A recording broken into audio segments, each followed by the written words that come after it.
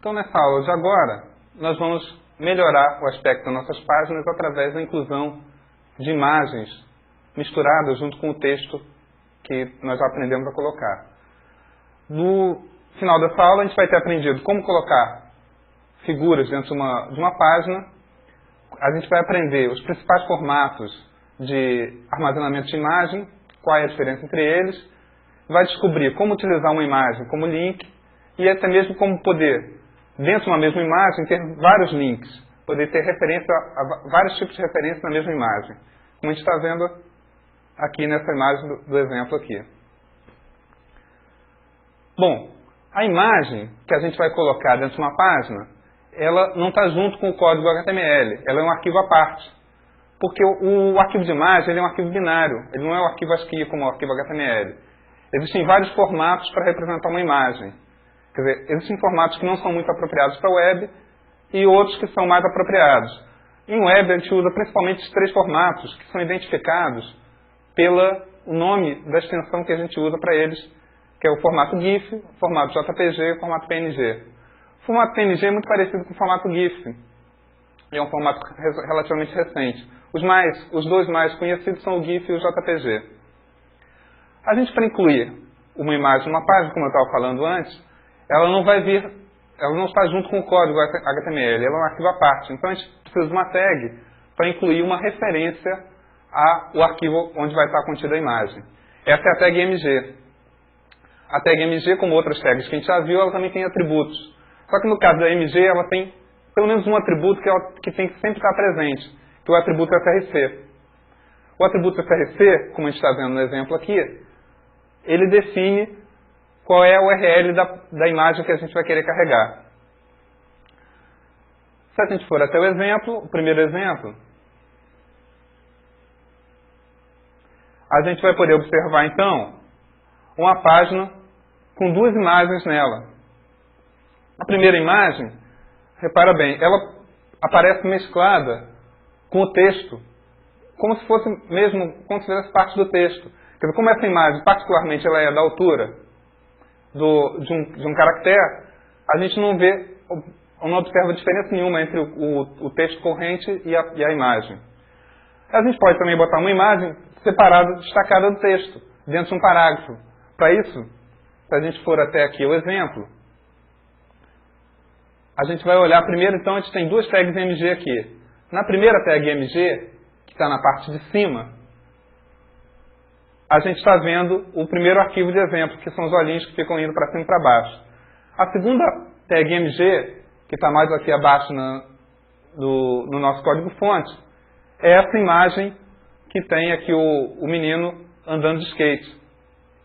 A gente já pode ver também que além das imagens estáticas, que muitas vezes a gente encontra, a gente pode ter imagens em movimento também. A gente vai aprender que tipo de imagens são essas. Essa imagem aqui do menino andando de skate, a gente colocou entre 2 tags P. Quer dizer, então ela está num parágrafo à parte. Quer dizer, a imagem, a tag MG colocada dentro do texto, ela se comporta como se fosse mais um texto. A diferença é que ali, naquele ponto, vai ser inserida uma imagem. Quer dizer, então, ela sofre o efeito de tags como a tag P, por exemplo. Ela passa a fazer parte de um parágrafo novo se ela estiver dentro de uma tag P.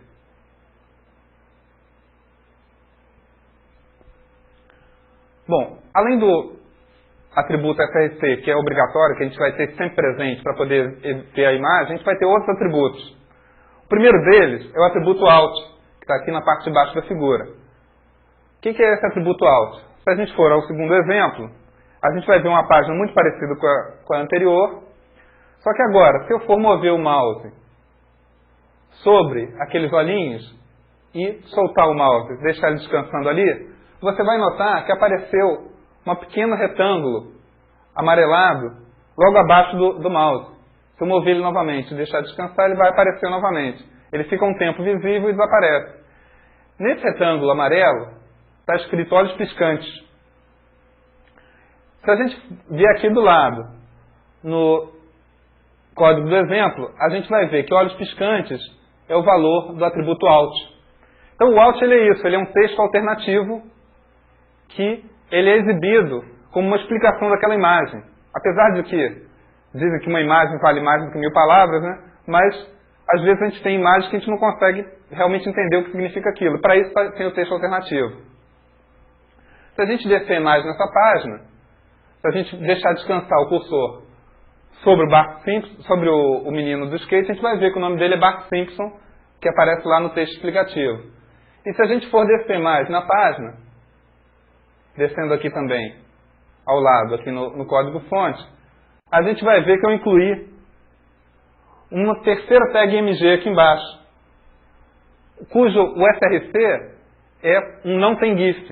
Quer dizer, como eu não tenho nenhum arquivo chamado não tem GIF no meu diretório aqui, ele não vai conseguir mostrar essa imagem. Então, o que vocês vão ver é o seguinte: o que aparece ali no lugar? Vai aparecer um retângulo com um íconezinho, que no caso do navegador Explorer é um X, no caso do Netscape é um outro ícone, e ao lado vai aparecer o texto alternativo. Então, o texto alternativo, como o próprio nome está dizendo, ele é uma alternativa à imagem. Se por algum motivo qualquer aquela imagem não puder ser carregada, o navegador vai mostrar com aquele ícone ali que deveria ter uma imagem naquele ponto, e com o texto alternativo do lado, a pessoa que estiver olhando aquela página ela vai poder saber o que é aquela imagem que estava faltando.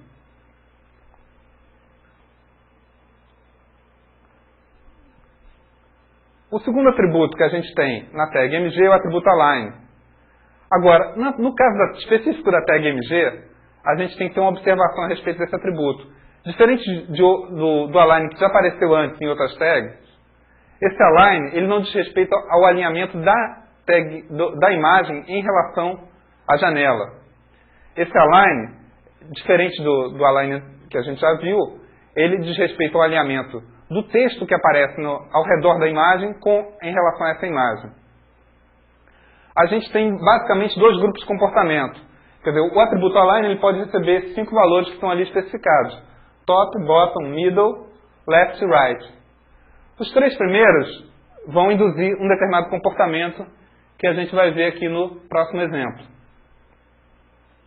Então, se a gente for olhar o código-fonte aqui do lado, a gente vai ver que nessa página a gente tem 3 tags MG.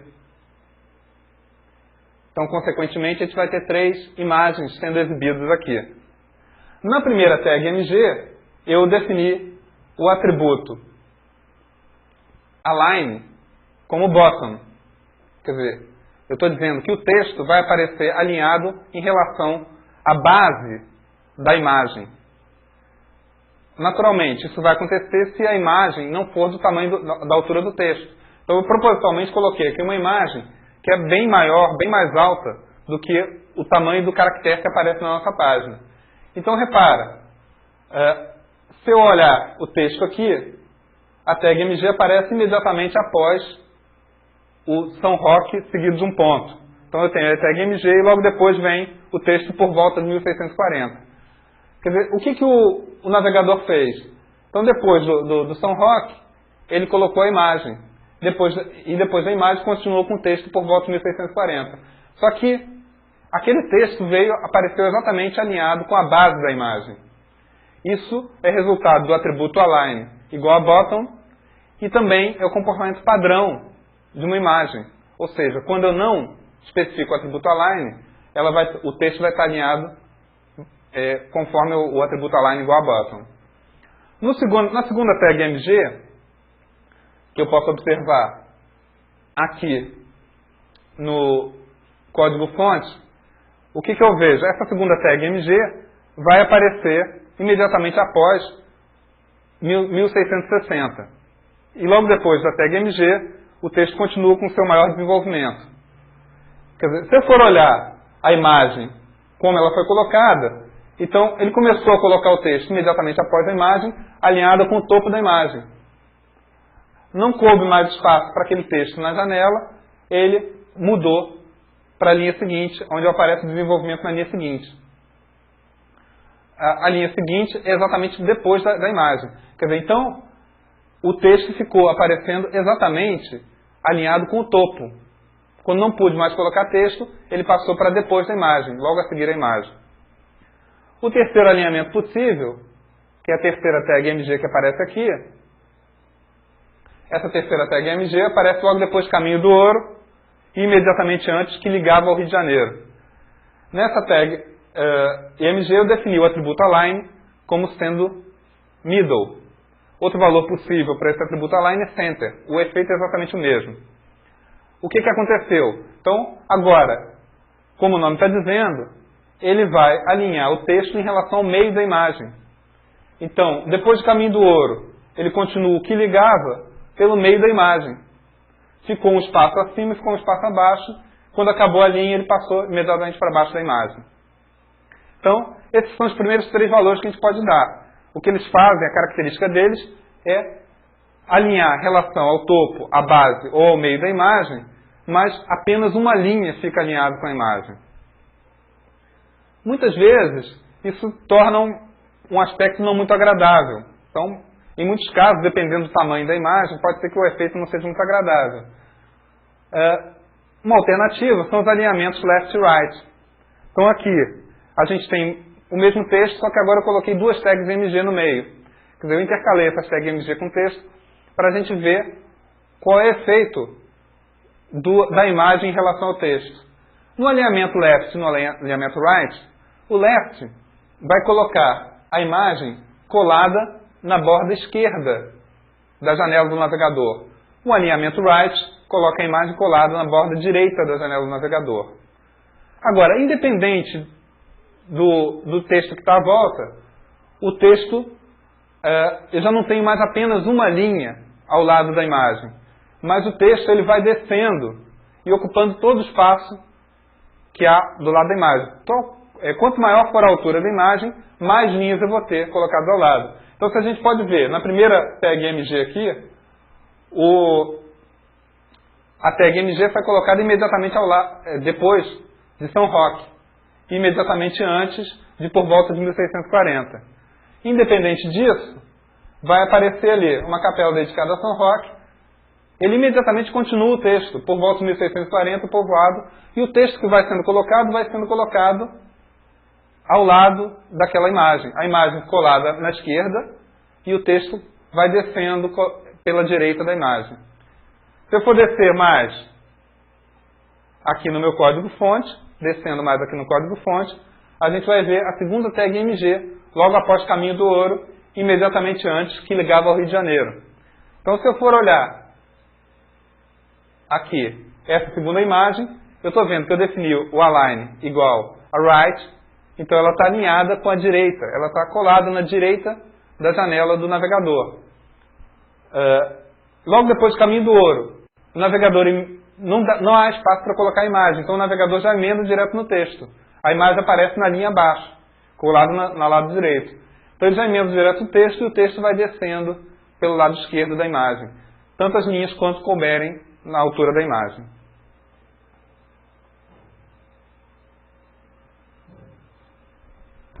Aqui na transparência seguinte, a gente vê então mais 2 tipos de atributos que a gente vai ter na tag MG.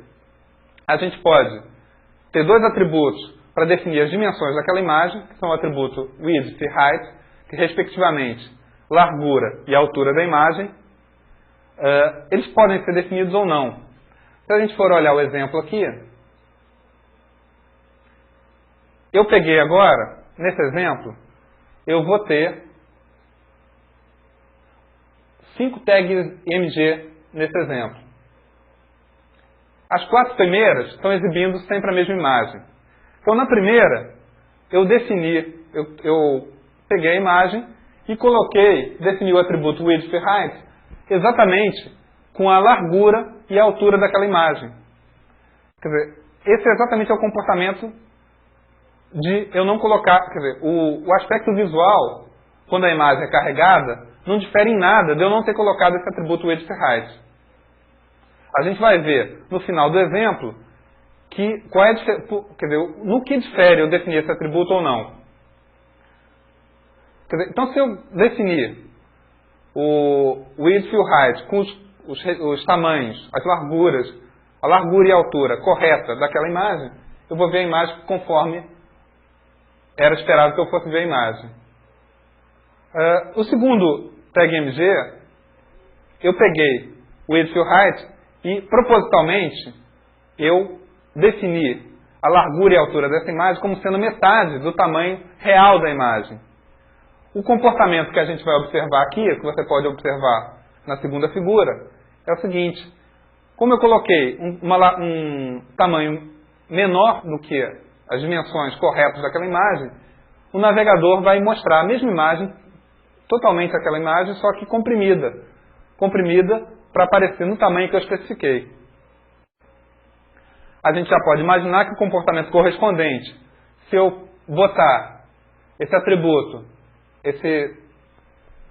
esses atributos com os valores que sejam maiores que os valores das dimensões da imagem, o que ele vai fazer é esticar essa imagem de forma que ela contenha aquele tamanho, só que agora é a mesma imagem sendo totalmente visualizada, só que num tamanho maior. Em relação a definir o width e height com tamanho menor ou com tamanho maior, a gente tem que fazer algumas observações. Embora aparentemente você possa imaginar o seguinte, isso é interessante que eu possa usar esse atributo para colocar a imagem na minha página definindo o tamanho que me interessar. Quer dizer, não interessa que essa imagem tenha tamanho 300 por 300 pixels, mas se eu só tenho um espaço disponível aqui 200 por 200, eu pego aquela minha imagem 300 por 300, defino o width e height por 200 por 200 e ele vai colocar ali naquele espaço. Realmente funciona. Isso pode servir para a gente ajustar o tamanho da nossa imagem ao tamanho que a gente precisa na página. Mas não é a melhor solução. Eu vou explicar por quê.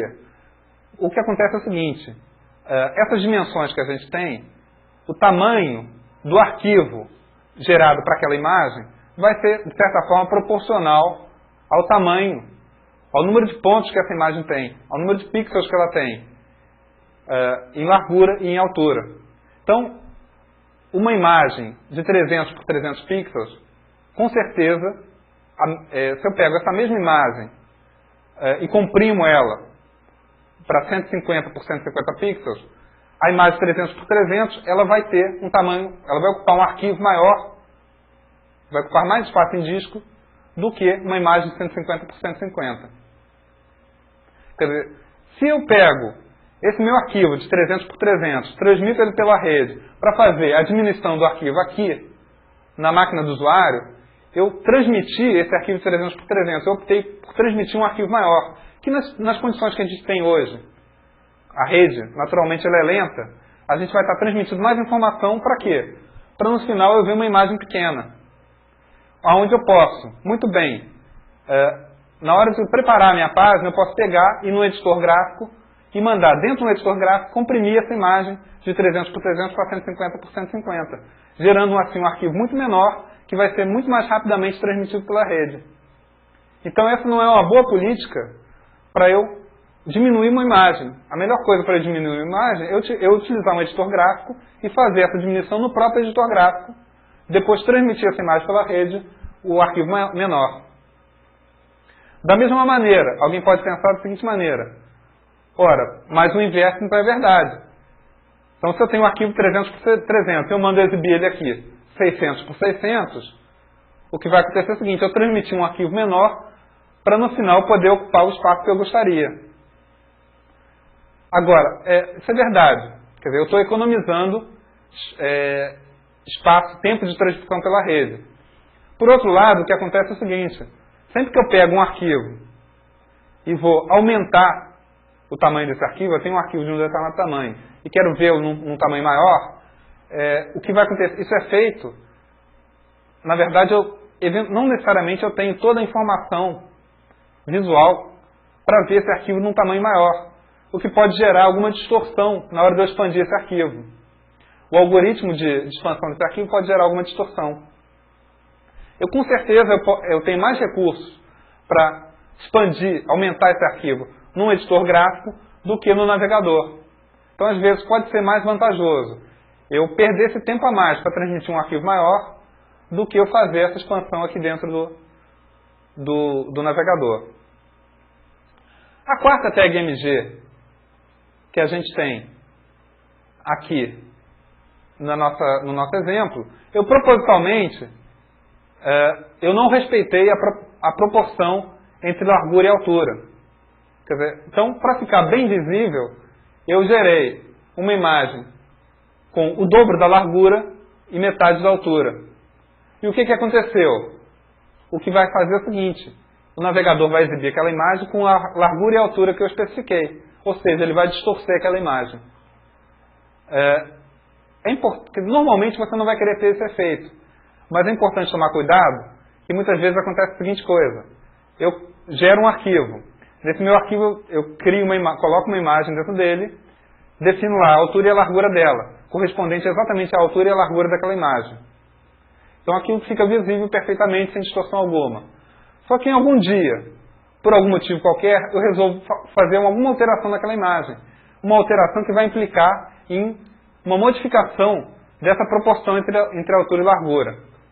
O que vai acontecer é o seguinte: se eu fizer isso e esquecer de alterar o meu HTML aqui, o que vai acontecer? Vai aparecer uma imagem distorcida.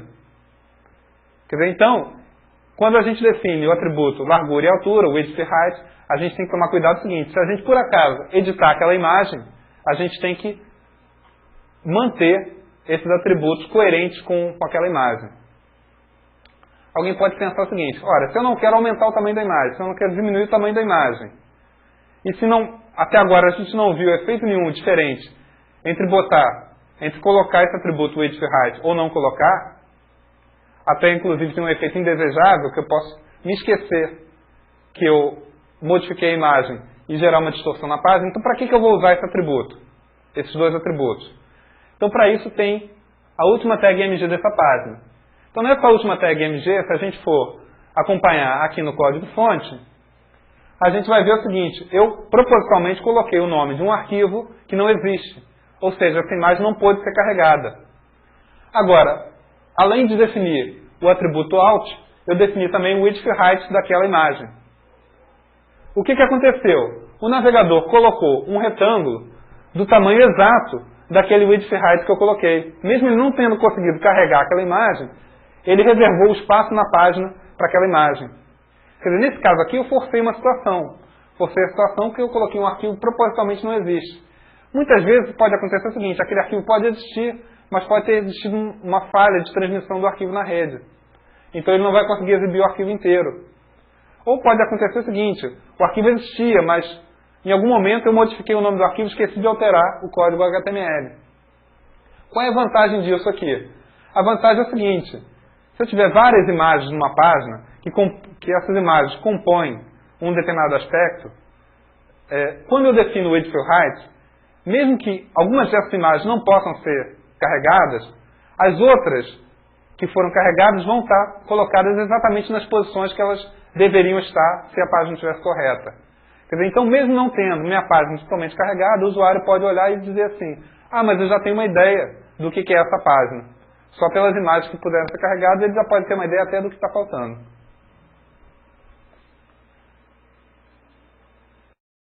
A gente vai ter mais dois atributos aqui que vão controlar espaçamento entre a figura e o texto que a envolve. Quer dizer, a gente tem duas formas de controlar o espaçamento vertical e espaçamento horizontal. Vamos olhar no exemplo para entender melhor a necessidade de definir o espaçamento. Então, primeiro aqui, a gente tem uma figura sem os atributos hspace e vspace definidos, que são os atributos de espaçamento. A gente pode olhar, vai ver o seguinte: tanto em termos horizontais quanto em termos verticais, tanto em relação à parte de cima quanto em relação à parte da direita da figura, o texto vai aparecer colado à figura, bem próximo a ela. Nem sempre isso é interessante. Em geral, a gente vai querer fazer um distanciamento do texto da figura para ficar um aspecto mais agradável. No segundo exemplo, na segunda tag mg desse exemplo, a gente pode acompanhar aqui pelo código-fonte, a gente teve o atributo hspace definido com valor 50. Isso significa que eu tenho espaçamento horizontal de 50 pixels. Naturalmente, 50 é um valor um bocado grande. Se a gente foi escolhido justamente para a gente ter o exato aspecto do que é o espaçamento horizontal. Normalmente você vai escolher um espaçamento um pouquinho menor, de acordo com a sua necessidade. Mas a gente pode ver, nesse segundo exemplo aqui, a diferença do espaço que ficou ali entre o texto e a imagem. Essa diferença, tanto à esquerda quanto à direita da imagem. Quer dizer, o H-space ele controla o espaçamento tanto à esquerda quanto à direita. Ele vai sempre alterar o espaçamento dos dois lados. Da mesma maneira, na terceira tag MG desse exemplo, a gente teve o atributo VSpace definido, novamente com o valor 50. Então a gente pôde ver um espaçamento de 50 pixels da imagem em relação tanto à linha de cima quanto à linha abaixo da imagem. E, por fim, a gente pode combinar esses dois atributos. Então eu posso definir tanto o VSpace, quer dizer, o VSpace e o HSpace com os valores que eu quiser, com valores diferentes de um para outro, inclusive, de forma que eu possa criar uma área livre de texto em volta da figura. Então, nesse exemplo aqui, na quarta tag MG aqui do nosso exemplo, eu defini o VSpace e o HSpace com valor 50 pixels, justamente para a gente ver que nas quatro dimensões, nos quatro lados da figura, a gente teve esse espaçamento em relação ao texto.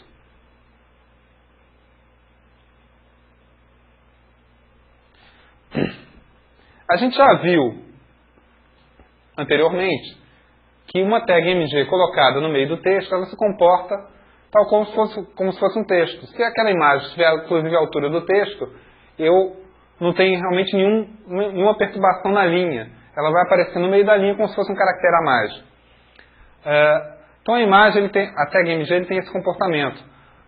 Ele pode, inclusive, aparecer dentro de uma tag A, aquela tag que a gente já viu na aula passada, que serve para a gente criar um link, uma referência dentro de uma página nossa. A gente já tinha aprendido como criar referências com texto, indicadas por texto. Quer dizer, quando a gente colocava um texto dentro da tag A, esse texto vai aparecer sublinhado e numa cor diferente dentro da nossa página. Então o usuário já sabe que ao selecionar aquele texto, ele vai ser enviado a uma nova página, a um novo documento. Muitas vezes pode ser interessante, ao invés de ter um texto, que um link seja selecionado através de uma imagem. O usuário, clicando o cursor do mouse sobre qualquer ponto daquela imagem, vai causar que um novo documento seja carregado. Então, para que isso aconteça, basta que eu coloque uma tag MG dentro de uma tag A. No caso da tag MG, toda a área daquela imagem vai servir como link. Então, qualquer parte daquela imagem vai servir como link. Em relação a isso, a gente tem um exemplo aqui. Novamente, eu botei várias tag MG numa página, sempre a mesma imagem. Essas tags MG estão todas dentro de links. A primeira coisa que a gente vai notar nessa primeira imagem aqui, você pode observar o seguinte: aparece um contorno de uma cor azulada, escura, em volta daquela figura. O que é esse contorno? Se a gente for olhar o código-fonte ao lado, a gente vai ver que aquela tag MG ela foi colocada dentro de uma tag A. Então, aquela imagem ela é todo um link. Se eu vier com o cursor, se você passar com o cursor do mouse, como eu estou fazendo aqui, por sobre a imagem, a gente tem o mesmo comportamento que a gente tinha quando a gente tinha um link texto. Lembra da aula passada? Um link texto. O que acontece? Quando eu passo sobre o texto, o cursor se transforma numa mão. Então, durante toda a área aqui, eu estou passeando em volta de toda a área da imagem, o cursor tem a forma de uma mão. Qualquer ponto da imagem que eu selecionar, ele vai me levar a um outro documento. Então, essa imagem aqui ela é um link. Ora, quando a gente tinha um texto dentro de uma tag A, o texto ele aparecia com um aspecto modificado. Lembra? Esse aspecto era a cor modificada e o texto aparecia sublinhado. Então, da mesma forma, quando eu tenho uma imagem dentro de um link, essa imagem aparece com um aspecto ligeiramente modificado. Esse aspecto é uma borda em volta da imagem. Essa borda tem o mesmo efeito do sublinhado do link textual. Tem o mesmo efeito, a mesma função. e, inclusive, vai ter a mesma cor e vai estar sujeito com as mesmas 3 cores que a gente tinha no link. O link ele tem 3 cores. Uma cor do link que não foi visitado ainda, uma cor no momento que a gente está pressionando o botão no mouse sobre aquele link, e uma terceira cor, que é, eu voltei a uma página onde eu tenho uma referência para uma página que já foi visitada. Então esse link vai ter uma terceira cor. Quer dizer, essa borda então vai acompanhar as mesmas cores do link textual. Muitas vezes acontece o seguinte, essa cor, essa borda que aparece em volta da imagem pode não ser desejada. A gente pode querer ter uma imagem na página que seja um link, mas que o usuário só vai saber que é um link quando passar com o cursor sobre ela. Eu não preciso dar nenhuma informação adicional sobre isso. Então, eu posso, por uma opção, omitir essa borda. Então, para isso, a gente tem um atributo a mais na tag MG, é o atributo border. O atributo border, ele vai definir se essa borda vai estar visível ou se não vai estar visível. Então, se a gente for olhar a segunda tag MG daqui da nossa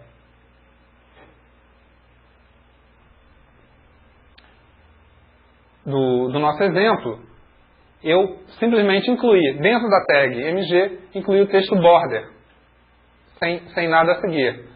Esse texto border é equivalente a eu dizer que aquela borda tem largura 0. Então, a borda desaparece. A terceira tag MG, eu fiz explicitamente, coloquei border igual a 0. Então, eu posso tanto colocar border ou border igual a 0 e vai desaparecer a borda em torno daquela minha imagem. Quer dizer, essa borda que aparece quando ela é um link. Da mesma maneira que eu posso querer tirar aquela borda, eu posso querer destacar também mais aquela borda. Então, da mesma forma que eu pude colocar um border igual a 0, eu posso querer colocar um border igual a 10, por exemplo. Então, a minha borda vai aparecer mais larga do que o valor padrão. Então, no quarto exemplo aqui, eu fiz, a gente pode acompanhar pelo código-fonte, eu fiz border igual a 10. Se a gente acompanhar aqui pelo resultado, a gente vai ver que apareceu uma borda grossa em redor daquela imagem.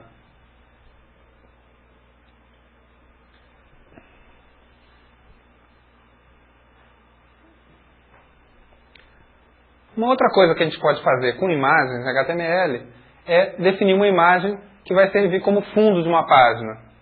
Quer dizer, o fundo ela vai ajudar a compor a imagem da página, dando um aspecto visual mais agradável. Nesse ponto, a gente tem que observar algumas coisas que, embora pareçam senso comum, embora pareçam bastante razoáveis, muitas vezes as pessoas não compreendem isso e esquecem disso. Quer dizer, o fundo da página, como o nome está dizendo, ele não deve interferir. Ele só está ali para compor o aspecto da minha página, mas ele não deve interferir com o que interessa na página, que é o conteúdo da página. Como isso pode acontecer? Por exemplo, se eu colocar um fundo escuro e texto de uma cor escura também, eu não vou conseguir ler esse texto, ou vai ser difícil eu ler esse texto. Da mesma forma, se eu colocar um fundo claro e um texto claro, eu também não vou conseguir ler esse texto. A gente tem que tomar cuidado, outra coisa que a gente tem que tomar cuidado é o contraste entre as cores. Se eu coloco um fundo, que é um vermelho, e coloco um texto que é uma outra tonalidade de vermelho, mesmo que eu esteja claro e escuro, pode não necessariamente ser muito visível. Então, quando a gente for pensar em fundo de página, a gente tem que sempre lembrar que o que interessa é o que está na frente, é o conteúdo da página. A gente tem que escolher um fundo que não vá interferir nesse conteúdo. Para incluir uma imagem com o fundo de uma página, eu vou usar um atributo da tag body. Então, até agora, a gente tinha falado da tag body no início do curso, mas não tinha visto nenhum atributo dela ainda. Então, a gente tem um atributo, que é o atributo background, que a gente está vendo aqui na transparência, cujo valor que a gente vai associar a esse atributo background é o URL de uma imagem que vai servir como fundo de uma página. Quando a gente coloca uma imagem como fundo de uma página, duas coisas podem acontecer. Ou essa imagem é tão grande que o tamanho da janela visível é menor que a largura e a altura dessa imagem. Quer dizer, então, nesse caso, eu só vou estar vendo um pedaço daquela imagem. Ela vai ocupar o fundo da minha página como se fosse um mural. Normalmente, essa não é uma situação muito comum de acontecer. Por quê? O tamanho de uma imagem, ele tem influência no tamanho do arquivo que vai ser gerado nessa imagem. Então, eu já falei anteriormente, você tem uma imagem de 100 pixels por 100 pixels, possivelmente, não necessariamente, mas possivelmente, ela vai ser menor, vai ter um arquivo menor do que uma imagem de 1000 pixels por 1000 pixels. Ora, se eu quero fazer uma imagem que seja grande, de forma que ela nunca vai estar totalmente visível, em qualquer que seja a largura e a altura do meu navegador, eu vou ter que escolher uma imagem que tenha pelo menos 1200 pixels por 800. 1800 pixels, 1200 pixels por 1024, que é, digamos, o tipo de resolução das placas de vídeo mais comum, é a maior resolução que a gente encontra. Quer dizer, embora já existem resoluções maiores que essa, mas, de qualquer maneira, eu vou ter que gerar uma imagem bastante grande. Ou seja, eu vou estar aumentando o tempo de transferência dessa imagem pela rede. Ora, para uma coisa que ela só serve para compor a página, para melhorar um pouco o aspecto, mas que ela não necessariamente ela faz parte do conteúdo da página, é um preço muito alto para a gente pagar. Então, normalmente, o que a gente vai fazer, a gente vai ter a imagem ela vai ser pequena, ela vai ser menor do que a dimensão da janela do navegador que está visível. O que vai acontecer nesse caso? Se eu tenho, por exemplo, uma imagem de fundo de página que seja de 100 pixels por 100 pixels, agora, o usuário esteja olhando essa página no navegador, e a área visível daquela página ocupe 400 pixels, tanto 400 em largura quanto em altura, o que vai acontecer? O navegador ele pega essa imagem de fundo e replica na página, tanto em largura quanto em altura. Então, se eu tenho uma imagem de 100 por 100 e eu quero ver numa janela 400 por 400, então essa imagem vai aparecer 4 vezes na largura e vai aparecer 4 vezes na altura. Para isso ficar mais fácil de entender, vamos olhar aqui o nosso exemplo. Nesse exemplo, eu estou usando aqui aquela imagem que a gente já viu anteriormente, de 300 pixels por 300. É aquela carinha aqui. Eu vou até aumentar a área visível aqui no nosso exemplo. Estou aqui aumentando essa área visível para a gente observar o seguinte. Agora, eu coloquei a minha janela visível maior do que os 300 por 300 daquela minha figura. Então, o que ele fez? Ela foi ladrilhada no fundo da página, colocado lado a lado e colocado abaixo daquela figura. Essa figura aqui foi escolhida propositalmente pelo seguinte: ela tem duas características assim desagradáveis para eu colocar uma imagem de fundo de página. Embora seja uma figura muito bonita, ela tem duas características desagradáveis. Primeiro, ela tem as cores muito fortes e variadas também. A segunda característica é que as cores são variadas. Aliás, tem uma terceira característica. Eu tenho aqui tanto cores escuras quanto cores claras na figura de fundo. Então, isso gera aquele problema que a gente estava vendo antes. Se você for olhar, eu tenho o texto lá em cima escrito, imagem ao fundo, que é o cabeçalho da página. Logo abaixo eu tenho um texto que você deve estar tendo dificuldade para ler. Embora, quando o texto está sobre a parte azul da figura, eu consiga ler com facilidade, porque tem o contraste do amarelo com o azul. Quando eu passo na parte bege da figura de fundo, eu já não consigo mais ler o que está escrito, porque não tem contraste entre o amarelo e o bege. Então, a primeira coisa, o primeiro problema que eu tenho aqui é o seguinte: é uma imagem de fundo com claros e escuros. Repara o que eu tinha falado antes. Ou você escolhe um fundo escuro e bota um texto de cor clara, ou você escolhe um fundo claro e bota um texto de cor escura. Se você tem uma imagem de fundo que é claro e escuro, eu vou ter sempre esse problema eu nunca vou saber exatamente como o texto vai estar visível. E outra coisa, a imagem ela é muito forte. Essa imagem ela é tão forte que ela está interferindo na visualização do texto que é o conteúdo dessa minha página.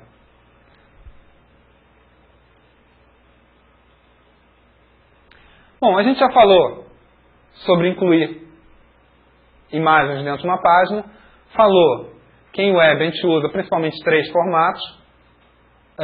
Agora vamos falar um pouco mais sobre a diferença entre 3 formatos. Você pode estar na seguinte dúvida agora. Tá, então eu sei que tem GIF, JPG, PNG, mas qual formato eu vou usar?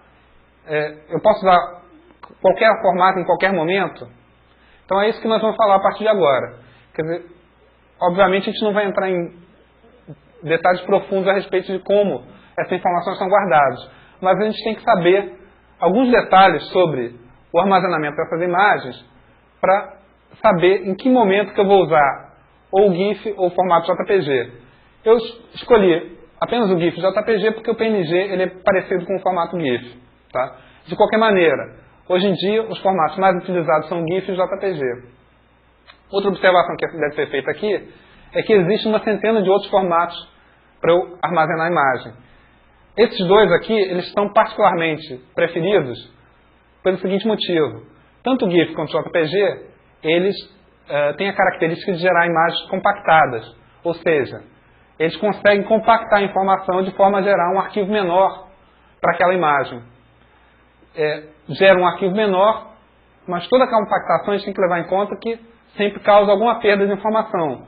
Quer dizer, o GIF e o JPG, eles têm a característica de compactar essa imagem, gerando uma perda mínima ou controlável de informação. Mas, qual é a diferença entre esses dois formatos? O formato GIF, ele é um formato proprietário da CompuServe. Ele utiliza o que a gente chama de codificação LZW. Não interessa para a gente aqui saber muitos detalhes sobre isso. O que a gente precisa saber sobre o formato GIF é o seguinte. Ele utiliza, uma característica dele é que ele utiliza uma tabela de cores. E essa tabela pode ter até 256 cores. Dessa forma, toda a informação de cor, ela está contida nessa tabela. Ela não precisa estar repetida para cada ponto da imagem. Então, se eu tiver 10 pontos vermelhos naquela imagem, eu não preciso repetir toda a informação de cor daqueles pontos. Basta fazer uma referência à tabela de cores. A gente já vê aqui um problema. Se eu tiver uma imagem que tem mais de 256 cores, eu vou ter uma perda de informação. Essa perda de informação é que eu não vou poder representar todas as cores da minha imagem. Quer dizer, normalmente o que se faz é o seguinte. Se eu tenho 2 tons de vermelho, e eu não tenho espaço suficiente na minha tabela de cores para ter esses 2 tons, eu vou, na verdade, usar apenas um desses tons. Quer dizer, eu vou perder alguma cor, quer dizer, eu vou procurar os tons mais próximos e, dessa forma, esquecer aqueles que eu não consigo representar. Quer dizer, no local onde estaria o segundo tom, eu vou estar exibindo o primeiro tom porque eu não tenho espaço na tabela. Quer dizer, eu vou fazer essa opção porque, na verdade, as duas cores são próximas. Além de usar a tabela de cores, o formato GIF ele também tem uma outra vantagem em termos de compactação. Quer dizer, além de fazer referência a essa tabela, eu consigo ocupar menos espaço quando eu tenho muita informação. Quer dizer, quando a minha cor, eu tenho muita informação de cor repetida. Quer dizer, então se eu tenho uma linha que ela se prolonga sempre da mesma cor, eu consigo abreviar isso, eu não preciso estar especificando a informação de cor de cada ponto dessa linha. Eu tenho uma forma lá no meu arquivo de especificar que eu tenho vários pontos daquela linha que vão estar naquela mesma cor.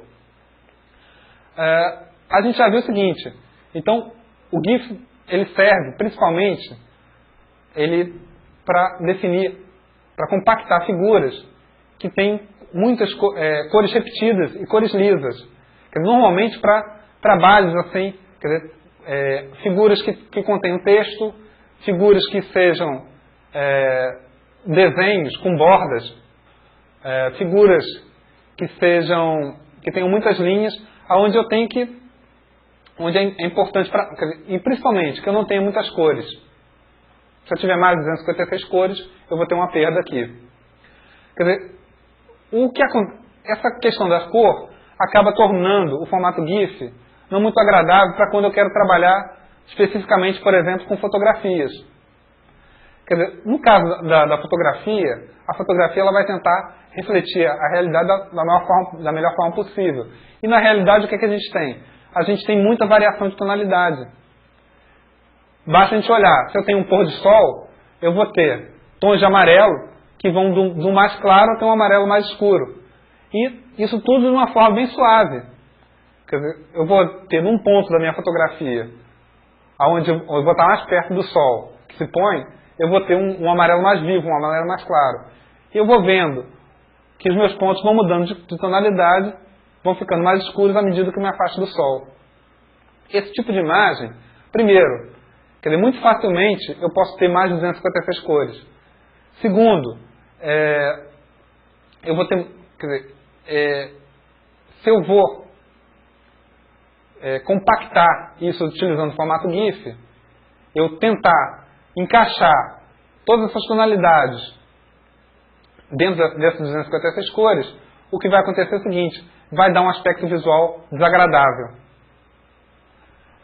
Então o formato JPG, ou também se chama JPEG, ele foi criado por um grupo ligado a... Quer dizer, ele é um padrão especificamente para eu compactar imagens cuja origem sejam fotografias. Diferente do GIF, ele não usa tabela de cores. Ele usa transformações matemáticas para poder modelar essas variações de tonalidade. O problema disso, quer dizer, para determinados tipos de imagem, que ficam muito boas no formato GIF, elas não vão ficar boas no formato JPG. Quer dizer, normalmente, como isso vai ser, eu vou usar transformações matemáticas para definir essas variações de cor, isso vai acarretar alguma perda de informação.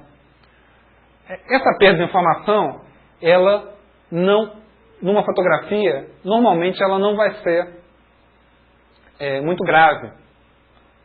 Mas, numa figura que tenha bordas muito acentuadas, uma figura onde eu tenho texto, por exemplo, onde eu tenho contraste entre a borda e o fundo é muito forte, a utilização do formato JPG vai causar distorções ligeiras distorções, principalmente nessas bordas, o que já não é muito problemático no caso de fotografia. Então, basicamente, a diferença entre esses dois formatos a utilização entre eles é o seguinte: se eu tenho imagens onde é importante para mim o contraste entre bordas, então eu vou usar o formato GIF. Se ainda por cima, se essa minha imagem tiver poucas cores, até 256 cores, melhor ainda. Agora, se eu tiver imagens com muitas cores, imagens com grandes variações de tonalidade, então é melhor formato JPG. Normalmente eu vou usar isso para fotografias. Uma coisa importante frisar nisso, isso não é proibitivo. Quer dizer, se eu quiser pagar o preço da distorção, eu posso utilizar ou um formato ou outro. Quer dizer, o que a gente tem que aprender é o seguinte, é que se eu utilizar um formato pouco adequado, eu posso ter alguma distorção maior naquilo. Mas, eventualmente, de acordo com a aplicação, pode ser interessante isso. O formato GIF, ele tem ainda duas variações. Ele ainda permite fazer... O formato GIF ele tem duas variações. São duas versões, o GIF 87 e o GIF 89A. No GIF 89A, foram acrescentadas algumas outras características que, em determinados instantes, podem ser bastante interessantes. O primeiro é o que a gente chama de GIF entrelaçado. O GIF entrelaçado é o seguinte, a gente já viu que uma imagem ela vai estar sendo, na verdade, ela é formada por linhas, por várias linhas. Quer dizer, num GIF entrelaçado, o que a gente pode pensar é o seguinte: usualmente, o senso comum diria para mim o seguinte: eu quando vou trazer essas linhas da rede, eu vou trazer primeiro a primeira linha, depois a segunda linha, depois a terceira, depois a quarta. Realmente, no GIF normal, isso é isso que acontece. As linhas vêm sendo trazidas da rede sequencialmente.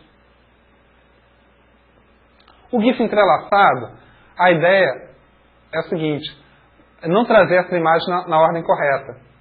Quer dizer, então, em vez de primeiro trazer a primeira linha, depois a segunda, depois a terceira, depois a quarta, eu vou trazendo primeiro, depois da primeira linha, pulo algumas linhas, passo a segunda linha, pulo algumas linhas, passo outra linha. Qual é o efeito disso? O efeito é o seguinte, eu vou conseguir, e do início até o fim da minha... Se eu tenho uma imagem com 12 linhas, eu vou trazer da primeira linha até o fim muito mais rápido que se eu fosse trazer todas as linhas de uma vez. Quer dizer, na verdade, como eu estou pulando linhas, eu não vou ter toda a informação visual. Essa informação vai ser complementada aos poucos e vai aparecer para o usuário de uma forma distorcida. Ela vai ser estimada pelo navegador à medida que a figura for trazida. O navegador vai completando essas lacunas. No GIF entrelaçado, essa imagem é trazida em 4 passos. Depois, no segundo passo, eu vou começando a preencher essas linhas intermediárias. Então, aos poucos, as linhas intermediárias vão sendo... Vai melhorando a visualização dessas linhas. Quer dizer, qual é a vantagem nisso? Se ela é feita em 4 passos, no primeiro passo, eu já consigo ver a imagem do início ao fim, distorcida, completamente distorcida. Eventualmente eu não consigo entender nada dela. Mas pode ser que eu consiga já perceber e descobrir que aquela imagem não é o que eu quero ver. Então eu posso abortar a transmissão dessa imagem. Se eu não conseguir no primeiro passo, pode ser que eu consiga no segundo. E se não conseguir, eu vou conseguir só no último passo. Já uma imagem GIF normal, que ela é trazida sequencialmente, o que vai acontecer? A princípio, eu vou ter só um pedacinho dessa imagem. Um pedacinho da imagem pode não ser o suficiente para eu saber se aquela imagem me interessa ou não. A segunda variação, a segunda característica interessante do GIF 89 são as chamadas GIFs transparentes. Uma coisa que eu não falei ainda, mas que é uma verdade, toda imagem ela tem o formato retangular. Talvez agora você esteja lembrando de outras páginas que você já viu na web e algumas dessas páginas você viu figuras que aparentemente não eram retangulares. Ao invés de ser retangulares, elas tinham outros aspectos, outras formas que não retangulares. Então, aparentemente é uma contradição com o que eu estou dizendo. Não, toda figura ela é sempre retangular. O que eu posso fazer é o seguinte, eu posso dizer que determinadas cores não vão ser exibidas. Ao invés dessas cores serem exibidas, vai ser exibida a cor de fundo da página. Quer dizer, então eu posso dizer que uma determinada cor de uma GIF ela é transparente. Então quando eu vejo uma figura que ela aparenta não ser retangular, é porque a parte em volta da figura que completa o retângulo é numa cor transparente que na hora essa figura foi exibida, ela é omitida e aparece cor de fundo da página. Se eu for olhar o exemplo aqui, então novamente eu tenho aqui, abaixo de onde está escrito figura normal, eu tenho aquela figura da carinha que a gente já viu anteriormente. Se eu for descer mais no meu exemplo, agora está escrito figura transparente e novamente aquela carinha. Só que eu posso observar aqui, eu estou vendo só aquela carinha na forma de uma elipse. A elipse que compõe aquela cara. E não estou vendo mais aquele fundo azul em volta. Isso ocorre pelo seguinte, porque essa figura é uma GIF e naquela GIF eu defini a cor azul como sendo transparente. Se ela é transparente, vale para o navegador o fundo da página. Esse fundo pode ser uma cor lisa ou pode até mesmo ser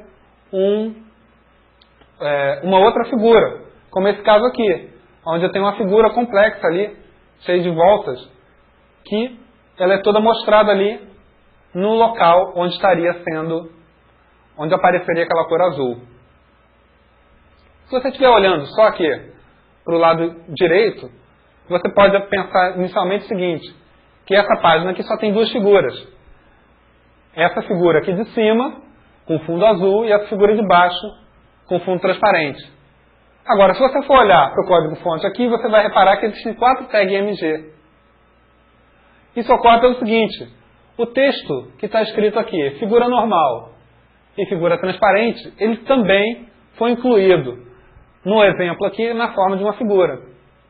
Então eu fui no editor gráfico e desenhei aquele texto e mandei salvar aquilo como uma figura. Então, se você for olhar para a tag MG, o figura normal é o arquivo fignormal.gif. E o figura transparente é o arquivo figtrans.gif. Qual é a vantagem de fazer isso? A vantagem de fazer isso é o seguinte. Às vezes eu tenho, na minha máquina, eu tenho um tipo de caractere que ninguém mais tem, só eu que tenho. E eu quero gerar, por exemplo, um título, uma figura grande, quer dizer, um texto grande, que vai ser que eu quero usar aquele tipo de caractere. Então, para garantir que o usuário vai poder ver aquele título exatamente como eu quero, eu posso, usando o editor gráfico, escrevo aquele texto e vou gerar aquilo na forma de figura. Agora, nesse caso, com certeza eu vou querer usar uma GIF transparente. Eu vou escrever aquele texto e definir um fundo que eu vou tornar transparente, de forma que aquele texto apareça na minha página misturado com o fundo da página, exatamente como está aqui no nosso exemplo.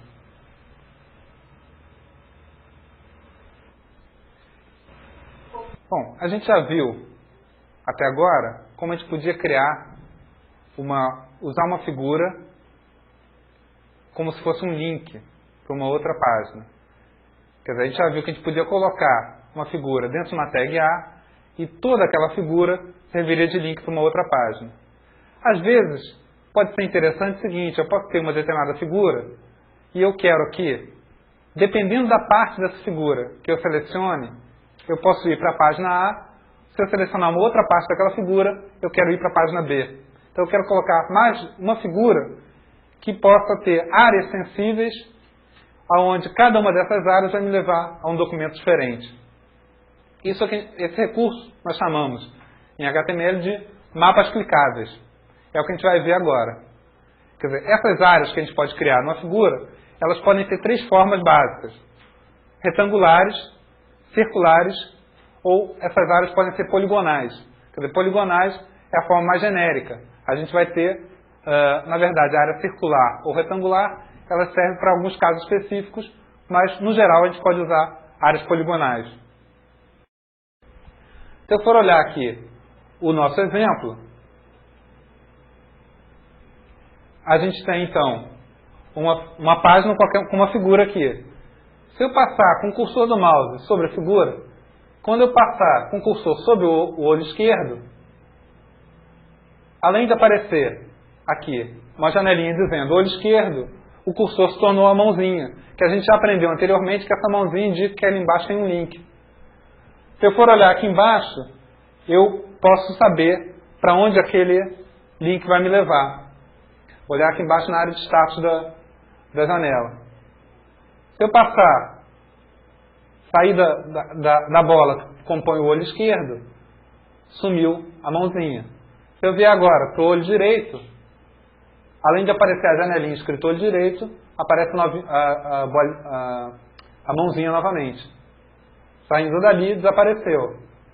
Se eu passar aqui pelo triângulo, que é o nariz, vai aparecer escrito nariz, e novamente o cursor vira mãozinha. Se eu sair daqui, volta ao cursor normal. Se eu agora descer até o retângulo, novamente o cursor vira a mãozinha e aparece escrito boca. Quer dizer, todos esses locais onde apareceu a mãozinha são links. E pode ter, cada um desses locais pode me levar a um documento diferente. A gente vai aprender agora como é que a gente faz isso. Essas regiões, elas vão ser definidas para a gente na forma de coordenadas. A gente vai dizer, em relação àquela imagem, quais coordenadas compõem cada região. A gente vai ver que tem uma forma de eu definir regiões retangulares, uma forma de eu definir áreas circulares, uma forma de eu definir áreas poligonais. Antes de a gente passar a essa definição, a gente tem que fazer uma introdução aqui. Inicialmente, existiam duas formas de eu criar o que a gente está chamando aqui de mapa clicável. Uma forma que a gente vai chamar de server-side maps, ou seja, os maps estão no lado, os mapas estão no lado do servidor. E a outra forma são os client-side maps. Os mapas estão no lado do cliente. A diferença entre essas duas formas é o seguinte: a Server-Side Maps foi a primeira implementação que a gente teve para mapa clicável. O que a gente tinha? A gente colocava a figura no nosso navegador, na nossa página. O navegador indicava que aquela figura era um mapa clicável. O navegador sabia reconhecer que um ponto daquela figura foi clicado e mandava essa informação para o servidor. O servidor é onde estava a especificação de cada uma das regiões e a respectiva URL associada a cada região. Quer dizer, então, o servidor ia verificar em qual ponto, em qual região estava contido aquele ponto e retornava para o navegador a URL para onde aquela página seria direcionada, quer dizer, qual URL seria carregado naquela página. Então, a gente já viu que a gente tinha um problema aqui, que eu, para determinar para que ponto eu estou selecionando aquele link, eu vou ter que passar por uma conversa com o servidor. Eu vou ter que enviar o ponto que eu cliquei para o servidor vai então me informar, dado aquele ponto, a qual documento vai ser carregado. Quer dizer, então o usuário está clicando numa coisa e ele não sabe para onde ele está sendo direcionado, a princípio. Essa foi a primeira implementação. Hoje em dia, por esse problema e por outros problemas, não é mais tão utilizada. Por causa disso, a gente nem vai falar aqui do Server-Side Maps. A versão mais comum, hoje em dia, são os Client-Side Maps. Quer dizer, tanto a imagem quanto o mapa, ou seja, a definição das regiões, ela está no documento, está embutida dentro do documento. O navegador hoje, então o que ele faz? Quando o usuário clica sobre aquela figura, ele mesmo sabe determinar, dadas as áreas que foram definidas, em qual área que aquele ponto está incluído, e dessa forma, imediatamente já manda logo fazer a requisição da região. É outra vantagem. Quando eu passo com o cursor sobre uma região definida, eu já posso mostrar na barra de status qual região está visível. Quer dizer, qual o documento que vai ser carregado em relação àquela região. Bom, dado isso, vamos ver então como é que a gente define um mapa clicável. Para definir um mapa clicável, primeiro a gente tem que ver o seguinte: a gente vai ter que ter uma figura. Essa figura ela vai ser incluída no nosso documento com aquela tag MG que a gente acabou de ver. Então a tag MG, com aquele atributo padrão, aquele atributo que a gente viu que tem que estar sempre definido, que é o SRC, vai incluir uma figura no nosso documento.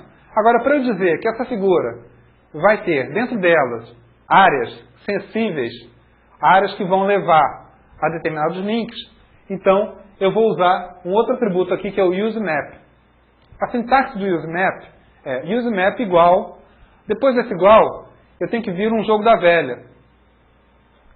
O caractere jogo da velha, aquele caractere que algumas pessoas chamam de number, outras pessoas chamam de tralha. Esse caractere, que eu estou chamando aqui de jogo da velha, ele vai vir logo seguido de um nome. O que é esse nome? Esse nome vai permitir ligar essa figura com um mapa clicável. O mapa clicável é a definição das regiões que vão estar nessa figura. O mapa ele é definido por uma outra tag, uma tag container chamada map. Então, nessa tag map, entre o map e o /map, vai vir a definição de cada uma das regiões, de cada uma das áreas da figura. A tag map ela tem que ter obrigatoriamente um atributo que é o atributo name. O atributo name vai receber como valor um nome. Esse nome que eu coloquei no atributo name, para eu ligar uma figura a esse mapa, tem que corresponder ao atributo, ao valor, ao nome que aparece no valor do atributo useMap. Então, daqui, nessa transparência, eu fiz useMap, jogo da velha, nome mapa. Aqui embaixo, eu fiz map, name, igual ao nome mapa. Quer dizer, então, aquela tag MG está ligada com esse mapa aqui. A ordem que essas duas tags vão aparecer, a ordem relativa que elas vão aparecer, não importa. Eu posso ter primeiro a definição da tag map, depois a tag MG, ou vice-versa, tanto faz. O efeito vai ser o mesmo. Então, agora que a gente já viu como a gente cria, aonde vai aparecer o nosso mapa clicável, que é dentro da tag map, vamos ver como é que a gente define cada uma das regiões. Para cada região que eu for incluir no meu mapa, eu vou ter uma tag área. Então, para cada região que eu tiver, eu vou ter uma tag área. Os atributos da tag área é que vão especificar as características dessa região. Então, o primeiro atributo importante que eu tenho é o atributo shape. Shape é uma palavra em inglês para forma. Quer dizer, ela vai dizer como é que é a forma da nossa área. Ela pode receber 3 valores. O shape pode ser circle, ou seja, uma área circular. Pode ser rectangle, uma área retangular. Ou pode ser polygon, uma área poligonal. Tal como a gente está vendo aqui na nossa transparência. Depois do shape, a gente vai definir outros atributos. O atributo coord vai definir a lista de coordenadas, quer dizer, vai definir a posição ocupada por aquela área e quais são os pontos que vão efetivamente fazer parte daquela área. A gente vai ver que para cada tipo de região, o coord vai receber os valores num formato diferente. A gente já vai ver nas próximas transparências. Outros 2 atributos que a gente pode ter na tag área são os atributos href e o atributo out. O atributo href tem o mesmo significado do href do link. Ele serve para definir a URL que vai estar associada àquela área. Então, cada tag área é um link. O href vai dizer o documento que vai ser carregado quando aquele link for selecionado. O atributo out também tem o mesmo significado do atributo out da tag img. Na tag img, eu tenho um atributo out que é um texto explicativo daquela imagem. Então, na área, quer dizer, obviamente, eu posso definir o atributo out para img associado a esse mapa clicável. Mas como eu posso ter várias regiões aqui, pode ser interessante eu definir um texto explicativo para cada região. Então, eu vou ter um out para cada área, para cada região do meu mapa clicável. Agora que a gente já conhece a tag área, a gente já sabe os 3 valores possíveis, vamos ver como é que a gente define as coordenadas em função do tipo de região que a gente quer criar. Então, a gente tem 3 tipos de região. Tem a região circular, ela vai ser definida pela coordenada do centro daquele círculo e pelo tamanho do raio do círculo. Então, primeiro, eu vou ter 2 valores que vão ser a coordenada do centro daquele círculo. Eu tenho que pensar a seguinte coisa. Uma imagem, ela é um retângulo. Eu já falei isso anteriormente. Toda imagem ela é um retângulo. Uma imagem ela vai estar dividida em linhas e colunas. Quer dizer, uma imagem pode ter várias linhas e pode ter várias colunas. Então, a cada linha e cada coluna eu vou associar um valor. Então, a primeira linha é a linha 0, a segunda linha é a linha 1, 2, 3 e assim por diante. Da mesma forma, a primeira coluna é a 0, 1, 2, 3 e assim por diante. Então, a partir desse número de linha de coluna, começando do 0, é que eu vou ter as minhas coordenadas. Então, se eu digo que o centro do meu círculo está na coordenada 70,80, eu quero dizer que eu estou na coluna 70 e na linha 80. E a partir desse centro, então, a minha região vai ocupar a área delimitada pelo círculo de raio 30. É o que está sendo mostrado nessa transparência aqui. Então, o valor de coordes vai ser, no caso do círculo, 3 valores numéricos separados por vírgula. No caso de um retângulo, ou seja, eu defini o atributo shape com o valor rectangle, o coords vai receber 4 valores numéricos separados por vírgula. Esses 4 valores numéricos correspondem à coordenada do canto superior esquerdo do meu retângulo e à coordenada do canto inferior direito do meu retângulo. Num retângulo, basta definir a coordenada do canto superior esquerdo e do canto inferior direito, eu já consigo delimitar toda a área daquele retângulo. Então, novamente, eu tenho aqui um retângulo, a primeira coordenada eu defini como sendo 20, 70, ou seja, coluna 20, linha 70.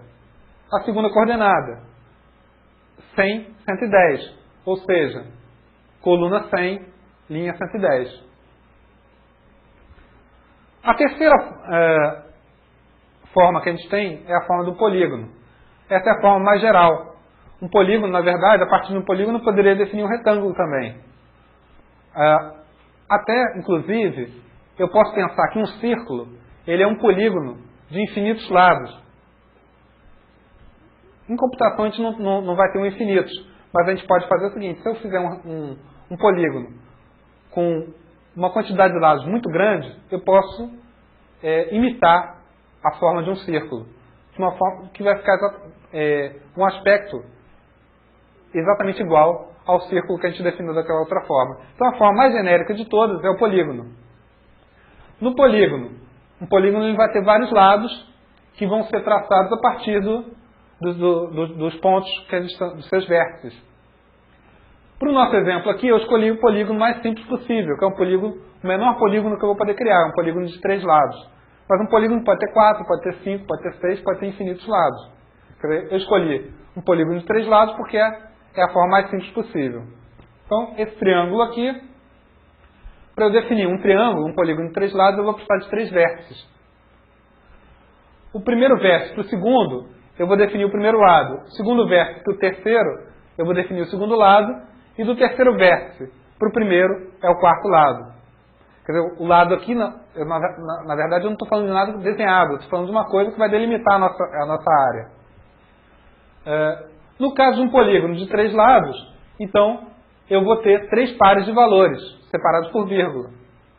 Ou seja, 6 valores separados por vírgula. Se eu tivesse um polígono de 4 lados, eu teria 4 pares de valores. Se eu tivesse um polígono de 5 lados, 5 pares de valores. Então, no caso do nosso triângulo aqui, o shape foi definido como polígono e o coordes vai ter 20 e 80, ou seja, coluna 20, linha 80 é o primeiro vértice, coluna 60, linha 10 é o segundo vértice, coluna 100, linha 80 é o terceiro vértice. O último lado é formado pelo último vértice e pelo primeiro. Bom, dessa forma, para a gente ter uma ideia de como a gente compõe todas as informações, a gente pode voltar aqui para o nosso exemplo e olhar agora aqui para a janela, para esse lado esquerdo aqui da janela, que é onde está o código-fonte da nossa página. Então vocês podem ver aqui, eu tenho uma tag MG, onde eu coloquei useMap aqui, o useMap jogo da velha rosto, e embaixo eu defini a tag map com name igual a rosto. Então vocês vão ver, né? Com o useMap e com o name, eu fiz a associação entre essas duas, entre a imagem e o mapa correspondente àquela imagem. Entre o map e o /map, eu botei então 4 tags área. A primeira, para definir o olho esquerdo, a segunda, para definir o olho direito, a terceira, para definir o nariz e a quarta, a boca. As duas primeiras tem o shape como círculo, a terceira tem o shape como polígono e a quarta tem o shape como retângulo. Não está contemplado aqui no exemplo, nem eu falei isso antes, mas é bom afirmar a seguinte coisa. E se por acaso eu tiver duas áreas que se sobrepõem? Se eu tenho uma área que vai ter um pedaço em comum com outra área, o que será que vai acontecer? O que acontece nesse caso é o seguinte, quer dizer, se eu clicar exatamente na interseção entre duas áreas, num ponto que eu possa dizer que pertence tanto à primeira quanto à segunda área, vale a primeira área que foi definida aqui dentro da tag map. Então, a primeira tag área que aparecer, vai ser, quando eu tenho um conflito, quer dizer, eu tenho uma área de interseção, vai ser a área cujo a seleção vai causar a abertura daquele documento. Bom, com isso, a gente encerra mais essa aula aqui, e agora a gente já pode melhorar o aspecto das nossas páginas colocando figuras, e aprendeu, inclusive, a diferenciar, quer dizer, a escolher qual tipo de figura eu vou escolher em função da utilidade que eu quero dar àquela figura.